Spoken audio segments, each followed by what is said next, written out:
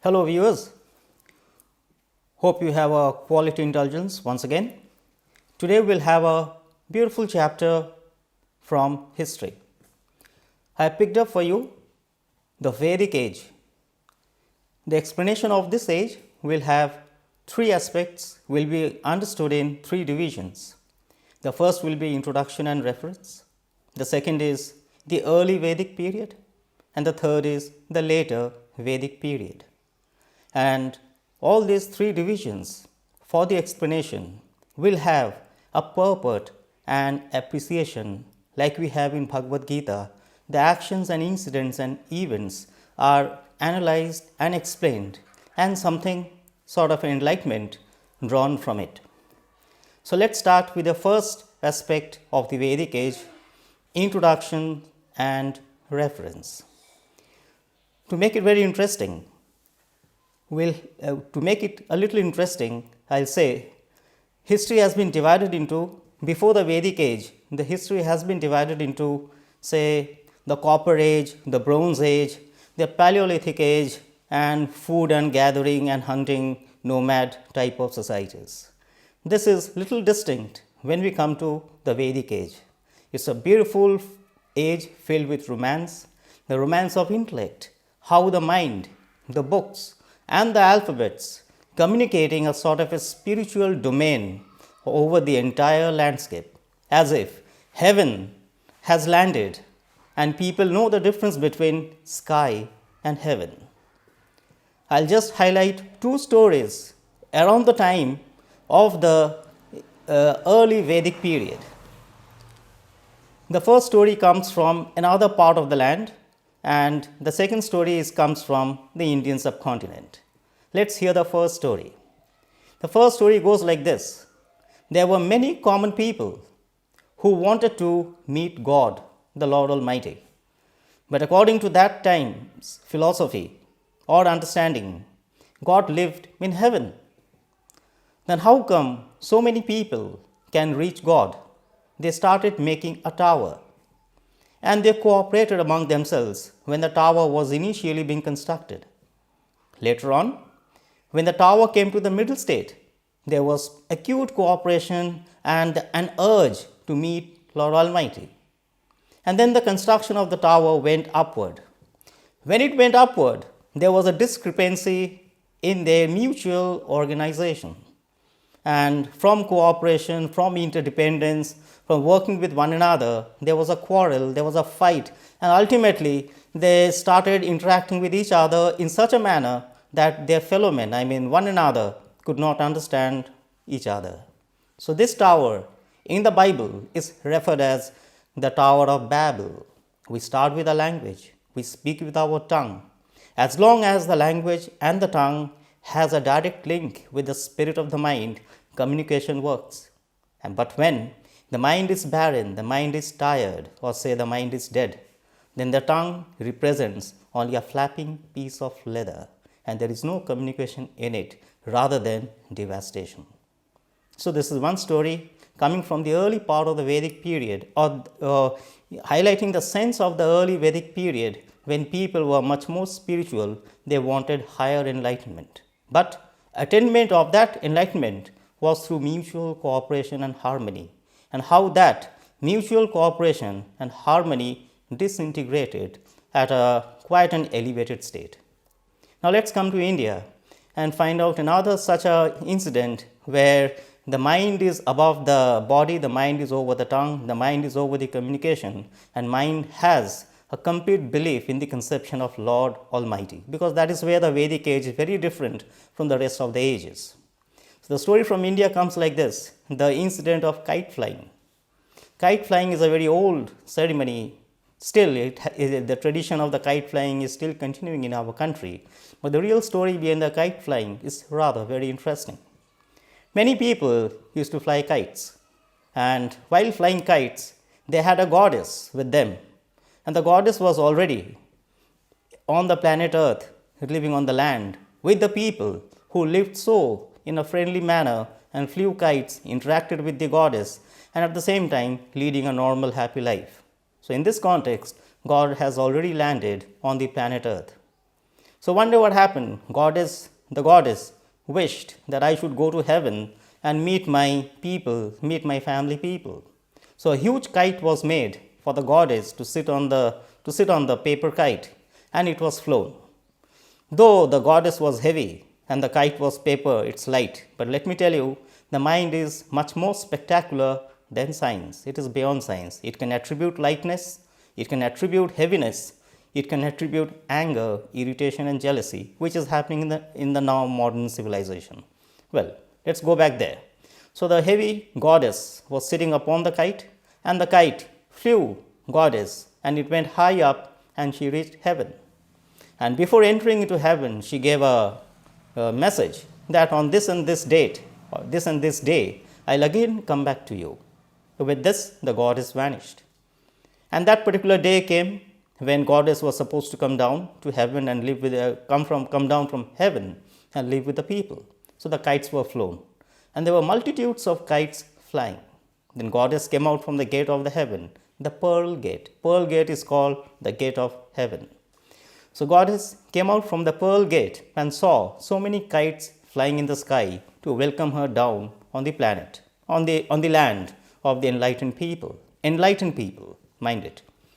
And though the kites were flying, each kite was in a tussle with one another. I mean, one kite fighting with another kite to reach out to the gate of the heaven and be the first one to receive goddess and bring her down.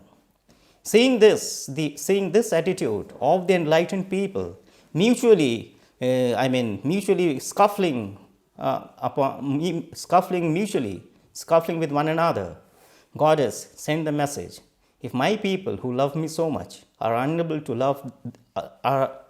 love each other, be in harmony, what will I do by coming down to all these people?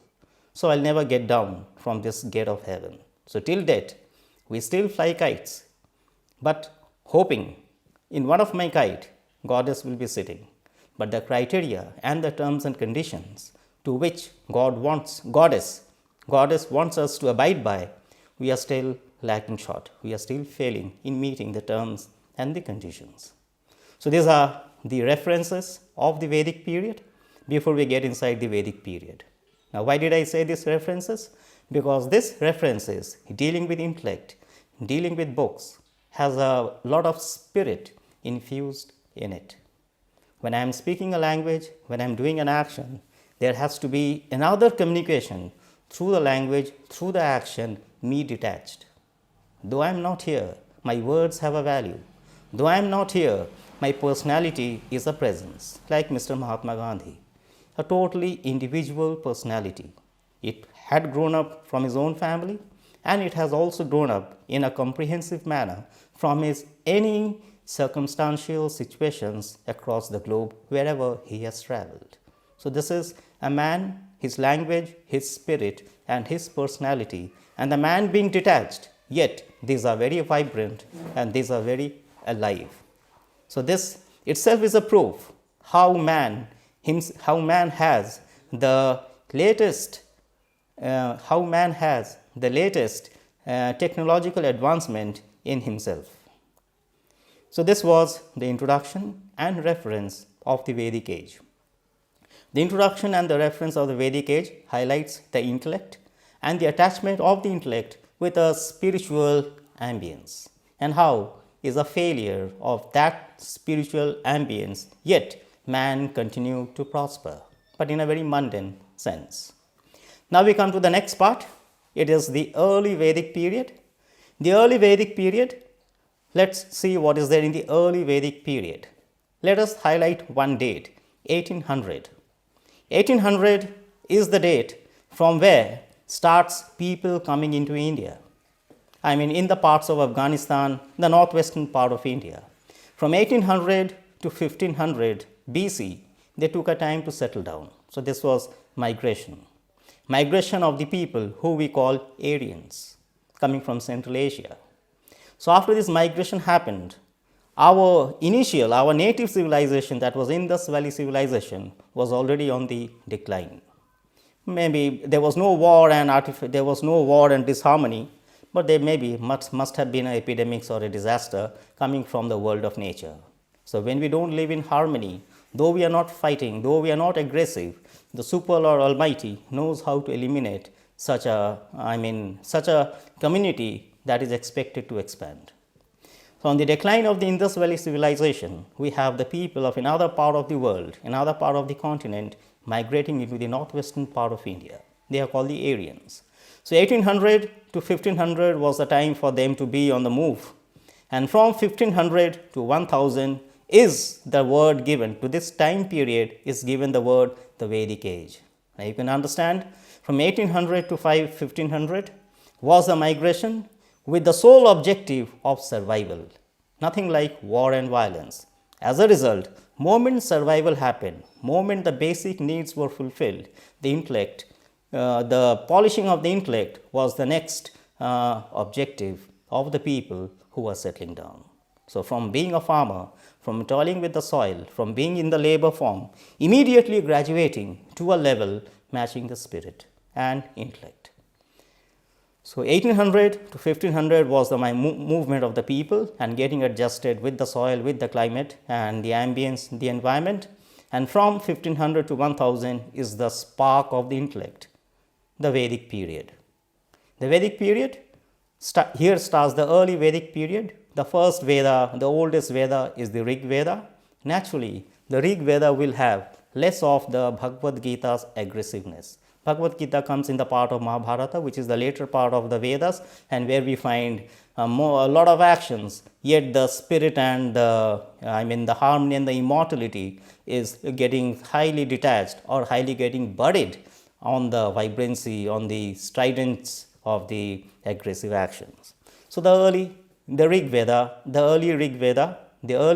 first Veda happens to be the Rig Veda, and naturally it has the harmony of assimilating the body, the mind and the spirit, and from there blooming out towards something unknown that is called spirit or eternity or universe, but with a firm belief that the mind can reflect what it is conceptualizing.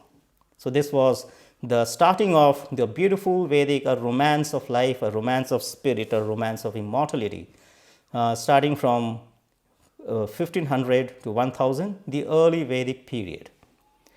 This early Vedic period has, after the intellectual has been developed, after the spirit and the gods have been assimilated, we find a gradual decline, a gradual, spiraling down into a mundane way of life, organizing life on the vast subcontinent, northwestern part of India, on the vast subcontinent of India. So, when the flow of the emancipation declined a bit, we find the mundane life getting organized in the political sphere, in the economical sphere, and of course, in the social sphere, in the family being the unit. Political was the king ruling, the villages and all getting divided into sabha with terminologies which will be under the command of the king. Then comes the economic. Economic was basically agriculture, cattle and metalwork, and social life. Family was the unit. The male member was the head of the society, patriarchal society, and society was divided on the caste basis. The division of the society on the caste basis was done with the objective to promote the day-to-day livelihood, the day-to-day existence, and a bit of political safeguarding and a bit of political life. So, naturally, the caste system served only at the social level, it is not elevating itself to the spiritual level. And women were respected, and women had the right to choose their husband, this being the social sphere of the early Vedic period.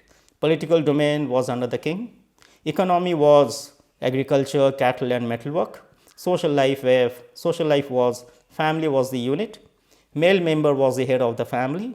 The society was divided into 4 categories, starting from Brahmana, Kshatriyas, Vaishyas and Shudras, and lately getting attached the untouchables. This is for the maintenance of the organized society, for their day-to-day existence. This is not being elevated to the level of the Tower of Babel or the kite flying and the God living with us. This conception, the space for this sort of leisure was missing in the early Vedic period. Then you can understand in today's time how much aggressive is our leisure period. We have no free time to be with ourselves.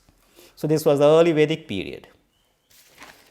Before going to the next, a bit of religion coming into the early Vedic period, we see the elements getting worshipped. Elements are the rain, the thunder, the fire, the earth. These are the elements.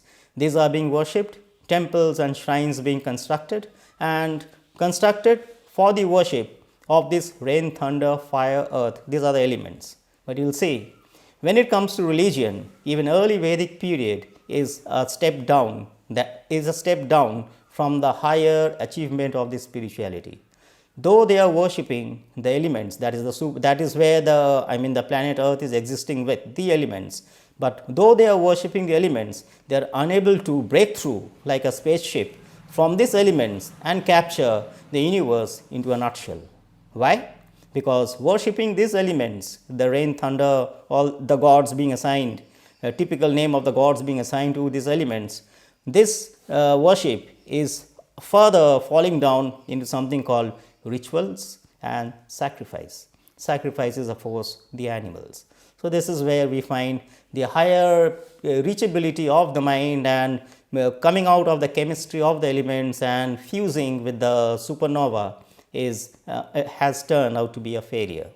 So, how social organization on the caste basis being so perfect, kings and the political system, the economy and the social life being so well organized by the maintenance of the caste system, when it comes to religion, they have a urge towards the ultimate challenge which keeps the planet Earth into a prison, that is the elements.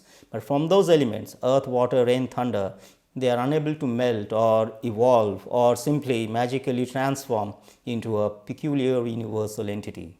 So, it catapults, it plummets. The effort, the urge, everything plummets into something called ritual. In today's life, which we say routine, and ritual, routine and sacrifice. So, when we are depressed with ourselves or when we are depressed with our own surrounding and circumstances, how aggressive is our action? The word sacrifice itself is the monogram highlighting how depression leads man to aggressive actions, as if sacrifice is a make-believe world, as if a sacrifice can work out the miracle of emancipating ourselves from the elements of the planet and merging with the universe. So, when it comes to higher level of thinking, even in the early Vedic period, collective people's life did show a failure. Now, before going to the next and the last part, that is the later Vedic period, I would like to highlight a bit of development in the southern peninsular part of India. A king's name may be Krishnadevaraya, but he may not be living in the time of Vedic period. Maybe it's far, towards the Middle Ages, where we have the king called Krishnadevaraya. Now, one unique thing I would like to highlight about this singular individual, that is Krishnadevaraya. What is that? After organizing the society, political, the economy and the social life and the caste system, when it came to religion, this single person, the Krishnadevaraya, he infused a sort of a mystical element into the temples. How? Catching up the Vaishya class who are in the business community, especially the hand labor workers. So, they were the ones who used to make the idols of the gods. But this Krishnadevaraya, being from a Kshatriya family, working with the business class people, though business and labor, at that time I think these were all merged. So, this coming from a Kshatriya warrior class, working with the business class, with the temple aroma in front, what was his innovation? Make the images of the god with the metals, as you have been. Metal has always been a part of India's soil, apart from along with agriculture. So, make the god's image statues with the metals, but make it hollow. Let the wind, let the elements see the perspicuity of a human, a man's, true honest effort, true honest urge, true honest conception. Make the image, make the statue of the god with the metal, but let it be hollow and let the wind pass through it and it will be musical to the ears. So, how eyes and ears will get focused of any common ordinary human being when he visits that shrine with a feeling of devotion. So, just like in today's age, the science and technology, the audio visual aids captures only our sense organs. Similarly, a bit of wind passing through a hollow metal is able to capture the abstract feeling that was called devotion, with which a person is expected to enter professionally into a temple's compound.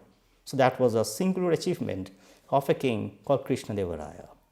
Now, why did I highlight this singular man Krishnadeva?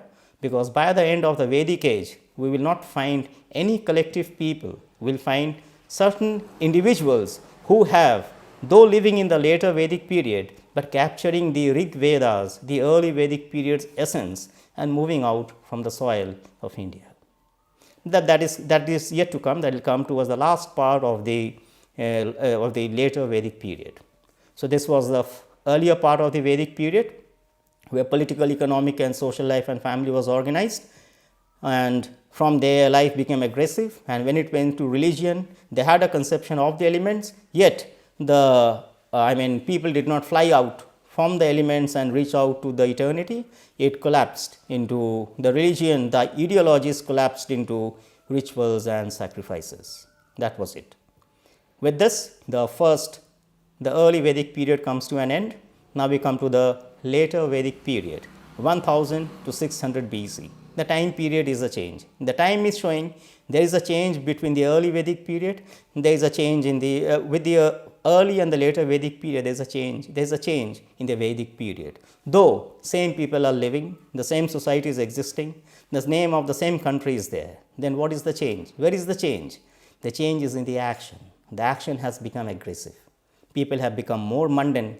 People have less time to think, and even if they are thinking on ideals and idealism, they are stuffing it with aggressive actions, like we saw in the earlier Vedic period, something called sacrifice and rituals.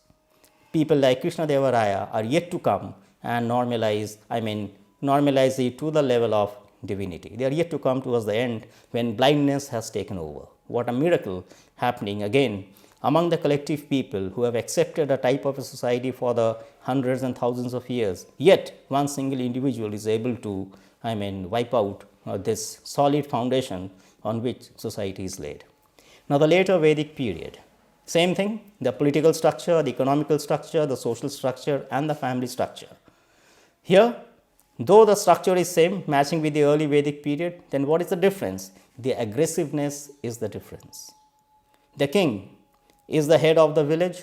There are sabha and samitis are there to control the political organization, and it is becoming aggressive. How? Ashwamedha Yajna, religion supporting more of the king's rule rather than experimenting with the elements in which we are trapped. Our body is trapped. So, this is how the two age, the early and the later Vedic age, is being differentiated. In every sphere of social life, there is an aggressiveness of actions. So, here automatically Bhagavad Gita will be coming up, making us feel to the common ordinary people, be with your actions, forget about the result, because that conception, that reachability or that storage chip is not available at that point of the people's generations. So, the later Vedic period, the Sabha becoming complex, changing into Samiti. They are organizing the political organization, the king expanding his territory, taking the support of the people and the warriors and the Kshatriya class. At the same time, religion, a type of an idea of religion supporting the king, that this is the way to maintain law and order, to maintain political authority, to maintain a domain over the territory that is so that is so verdant, that is so fertile. Then comes the economy. Economy is what? Constructions. The labor class, the business class coming in, and Janpada changing into Mahajanpada. The towns changing into cities. But there is nothing much achievement in it, like a chair changing into a sofa. So, this is the basic difference. This is what is happening today and was happening at that point of time. Skill only in the labor, not with the thought and feeling immersed in the skill. The chair may change into a sofa, the town may change into a city, but I may not be able to sit either on the chair or in the sofa comfortably. So, this is the minus point where the more people are expanding, the more the population is expanding, the more is the jumbled state of the mind. And if the people are reduced, the population will be in the mind with aggressive actions. That is where Mahabharata and Ramayana, explodes how people are much more aggressive with their actions, even their feelings. Rama's father, how the feelings of distrust, the aggressiveness of feelings is also getting highlighted, be it action, be it feeling, or be it humanity. The aggressiveness is the one that is having the upper hand over the nobility with which we are supposed to attach ourselves with such actions and feelings. So, the later Vedic period, we have the same caste system, the 4 castes maintaining the society, and we have the life divided into 4 stages: brahmacharya, grihasthya, vanaspatha, and sannyasa. But see, this 4 stages of life and the caste system that is maintaining the society, somehow it is not matching. As a brahmacharya, what I am reading in the textbook, as a student, what I am reading in the classroom, I am not finding it in my society, because society is governed and ruled by another logic. This here again comes the same. I have to use black alphabets, the intelligence infused in the black alphabets, and with that I have to navigate the society and bring the real solution simply by myself. Collective life is here not required, because things come into a chip, things become atomic. Example of such people will be given after the explanation of the later Vedic period, that also in the country of India, coming from Kshatriya class. So, society was divided on the caste basis, and life of the people were on 4 stages. So, aggressiveness slowly coming in. A student should go to school, student should follow brahmacharya. When he becomes an adult, he has to lead a married life, grihastha. Then from there he is going to the forest, the vanpratha, the vanaspatha, and then comes sannyasa. But these 4 stages of life, and where the society is being maintained, there is a discordance, there is a harmony, the cooking of the food, the flavor somehow is not blending. It's a mechanical click, the mechanical sound that is showing as if it is matching. The ramming of a hammer or a click of a finger on a computer key, as if this sort of quick fixes is the solution to the essence of human, not human life, the essence, the abstract noun with which we are really still alive. Maybe later on will simply become mechanical. So, this was the division in the later Vedic period, division of society on the caste basis, and the division of life on this 4 bases. So, how the time in a man's life, forget the age, forget the Vedic age, how the time in a man's life is turning out to be futile.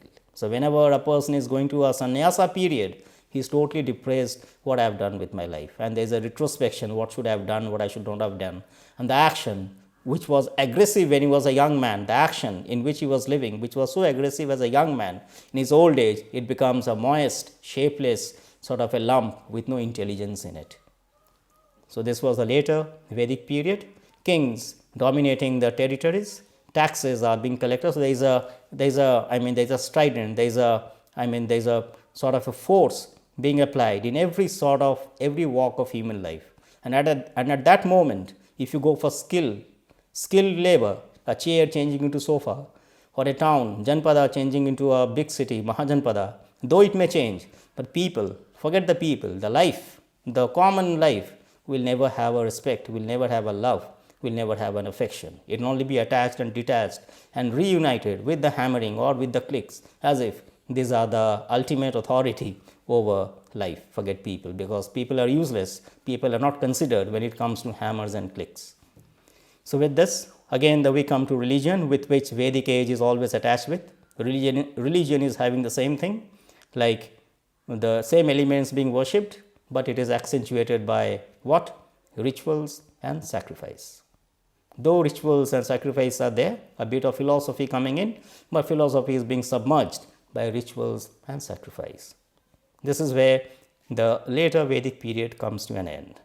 But I'll just give you one of the magic of the world of history. That is, we are still in the period of history, and this will carry on as long as human beings are alive. But I'll take only one word from the world of history, that is called civilization. And I'll tell you what is the end of civilization, though we are alive. Let's hear the definition. What is this? It is applicable for everybody. The last product of civilization is to spend our leisure intelligently, and very few people have reached this stage. So, this is the last quality or the last chapter of civilization, how to spend my leisure. What sort of actions, what sort of feelings, what sort of thoughts, and what sort of magical conceptions should come and invigorate my life, invigorate my restful state of my body and mind, is the last stage of any civilization. So, the last stage of civilization is to spend our leisure intelligently, but very few people have reached this stage. With this, we will be concluding this beautiful episode, the beautiful romance, the romantic story of Vedic age, highlighting two people among so many who did bring immortality on the land that is called India towards the end of the later Vedic period, that is 600 BC. Eastern part of India, we have Bihar, UP, the fertile soil, Bihar and UP. The name is Bihar and UP. The name of the man is Gautam Buddha. 6th century, 5th and 6th century BC. Eastern part of India was Gautam Buddha. The western part of India was Mahavira. So, when the actions in the later Vedic period, when the time has been disengaged, when the time has been divided, and it has been highlighted that life has become more aggressive, more skilled, yet life is missing because everything is ending in ritual and sacrifice, we find from the warrior class, Gautam Buddha coming from the Kshatriya and Mahavira also coming from the Kshatriya class, where aggressive actions is being infused from in the childhood period, in the Brahmacharya period. But when that man becomes the adult, coming into Grihastha, how that organized social life is not being accepted by this two individuals towards the later part of the Vedic age, and they are coming out with a beautiful mindset and is able to embalm, put the healing ointment to the disturbed, aggressive state of the mind in which most of the people's life are boiling, simply just to end. So, this is how the early Vedic period started, with collective people's effort to reach Lord Almighty through the Tower of Babel or by flying a kite, and no people's name are being mentioned, where God is only being highlighted. And when the Vedic age is simply ending into aggressive actions, as if aggressive actions, aggressive feelings and aggressive attitudes and aggressive atmosphere will be the next ongoing part of civilization, there is a small semicolon, not a full stop, small semicolon, a pause being inserted by two single individuals, Gautam Buddha and Mahavira, where eastern part of India and western part of India, who metamorphosed, who changed into Lord Almighty. So, the story of the Vedic age starts with God Almighty, and before it proceeds into and gets confused into aggressive actions and jumbled up mind and populations, we find two beautiful individuals enlightening the Rig Vedas, the Rig Vedas essence in their personality, in their lifestyle, though they were not born in the time of Rig Veda. So, how time is stopping for such type of people who are able to conceptualize the eternity beyond the elements, that is water, land and all these things, beyond the elements, and capturing the eternity and showing it in their personality and simply melting and fading out. Thank you so much. This was a beautiful capsule on the Vedic age. Thank you.